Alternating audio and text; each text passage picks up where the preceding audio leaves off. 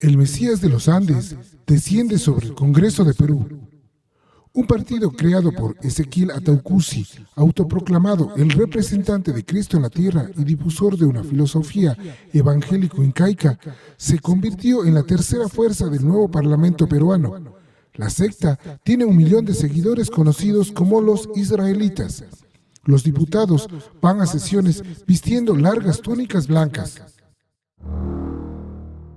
Dicen ser los nuevos emisarios en la tierra de los hebreos de la época de Cristo. Se visten con túnicas y mantienen los pelos largos. Las mujeres llevan el pañuelo en la cabeza y los hombres abundantes barbas. Creen en un paraíso regido por la Biblia e inspirado en el antiguo imperio de los incas. Pertenecen a la Asociación Evangélica de la Misión Israelita del Nuevo Pacto Universal, AEMIMPU, más conocidos como los israelitas.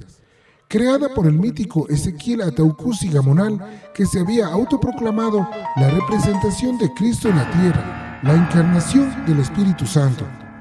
En 1989, este Mesías de los Andes decidió entrar en la política y fundó el Frente Popular Agrícola del Perú, FREPAP, un partido agrario, teocrático y mesiánico del que fue candidato presidencial 3 veces antes de morir en el 2000.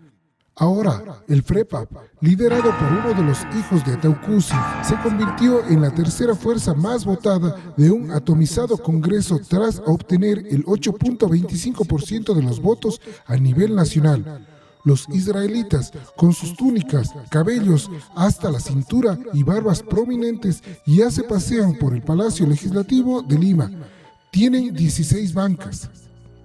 Las enseñanzas de Ataucusi son una mezcla del Viejo Testamento y la cosmovisión de los incas, en la que Perú representa la tierra prometida.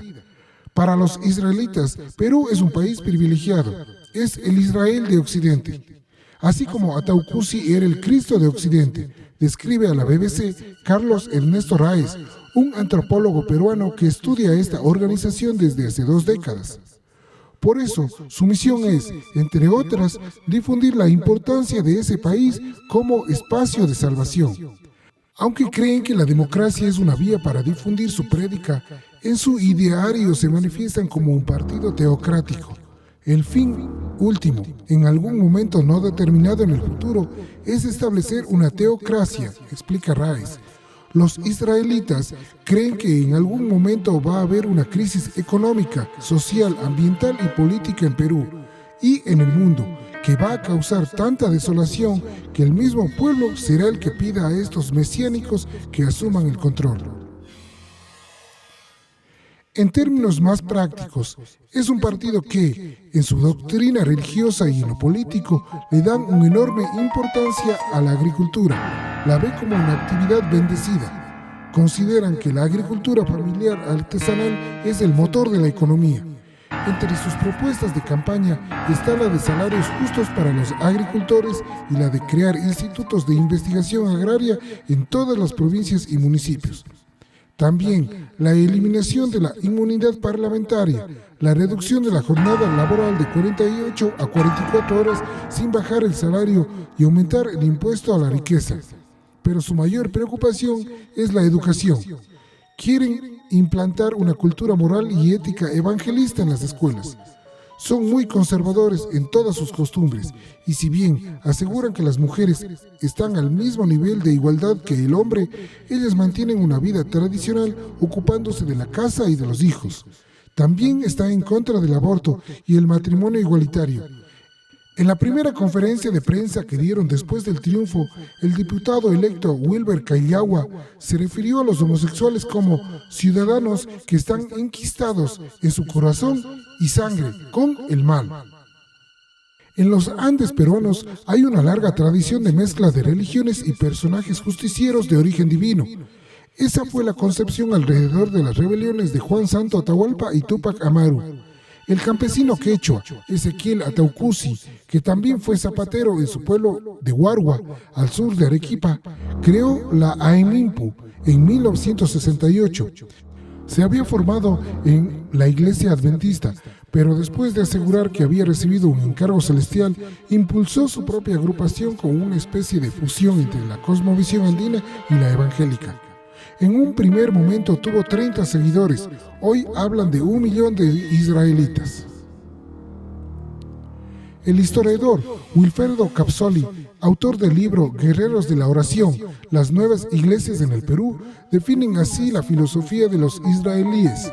Ataucusi interpretó los textos bíblicos para asociarlos libremente con la realidad de su país y señalar que Perú es un país privilegiado, que fue escogido por Dios como el nuevo Israel, algo que infiere de diversas señales en los textos bíblicos, como la ubicación geográfica y el escudo del país. También instauró en su congregación valores de la cosmovisión andina, como el destino del hombre dado al trabajo, tanto en este mundo como en el otro, y le agregó una narrativa inca muy ligada a un discurso de identidad que fue importante para la adopción de esta religión por miles de hombres y mujeres andinos que, marginados en medio de la migración del campo a la ciudad, la pobreza extrema y el conflicto armado de los años 80, necesitaban esperanza. En 1989, cuando ya tenía decenas de miles de seguidores que vivían en comunidades en la selva y en las sierras, Ataucusi creó el partido político FREPAP. Su objetivo era acumular poder para que no le arrebataran las tierras donde sus seguidores habían levantado las colonias. 6 años después, en 1995, logró tener su primera congresista. En 2000, otros 2, pero no volvieron a ganar representación parlamentaria en 2001 ni en 2006, hasta los 16 diputados de este año.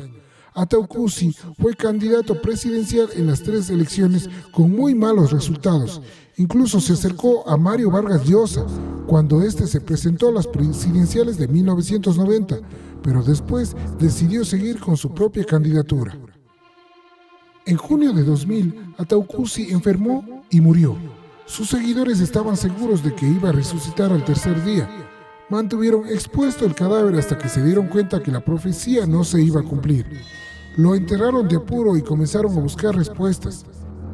El antropólogo Juan Ocio, que estuvo en ese momento, explicó: cuando la gente tiene fe puede encontrar muchas explicaciones. Por ejemplo, ellos hacían el cálculo de cuándo iba a llegar el fin del mundo, cómo fallaban las fechas.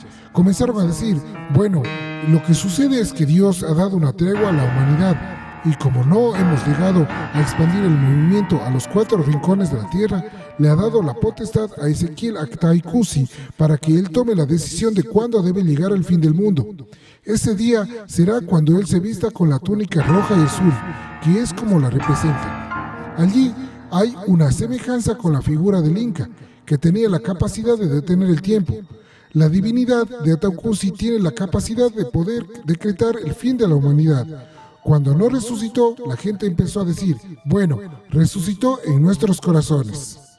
Ataucusi fue acusado de violaciones, privación de la libertad, robo y otros delitos, pero nunca lo condenaron.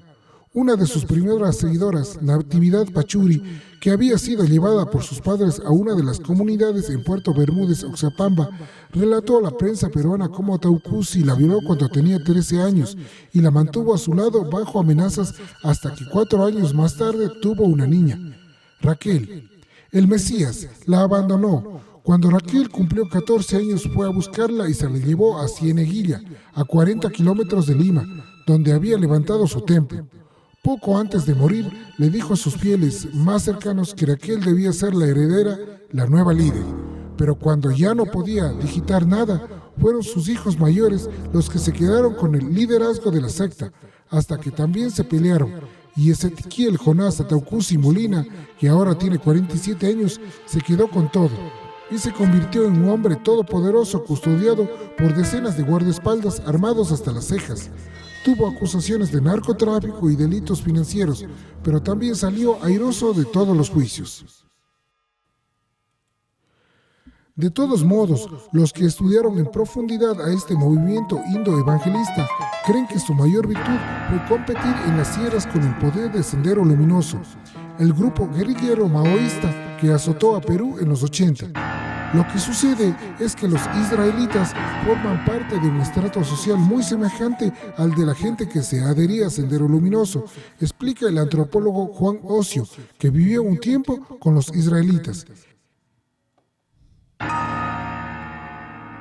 Era gente que buscaba adherirse a verdades que le permitieran superar su sentimiento de crisis.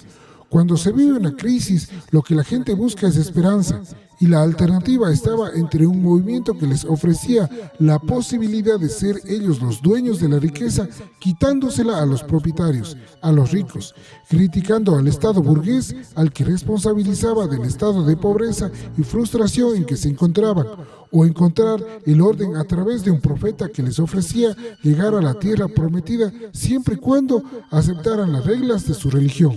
Si no hubiese existido esta vertiente pacífica, digamos que los senderistas hubiesen campeonado. Sendero tenía esta cosa metafísica de un líder, Abimael Guzmán, que se había convertido en el verdadero intérprete del socialismo. En el otro caso, Ezequiel Ataucusi era el intérprete de la Biblia, el que les podía dar las luces necesarias para comprender el Antiguo y el Nuevo Testamento. Entre una y otra, muchos prefirieron la ruta pacífica. Ahora, los israelitas consiguieron la llave del poder. Con sus 16 escaños serán árbitros de las políticas del gobierno del presidente Martín Vizcarra. Los legisladores de las túnicas aseguran que trabajarán sin descanso todos los días del año, salvo las 3 semanas del año que son sagradas. Es cuando los fieles del Aimimpu celebran la ceremonia del holocausto durante 7 días seguidos, de sábado a sábado. Queman hasta incinerar un toro y 2 corderitos previamente macerados.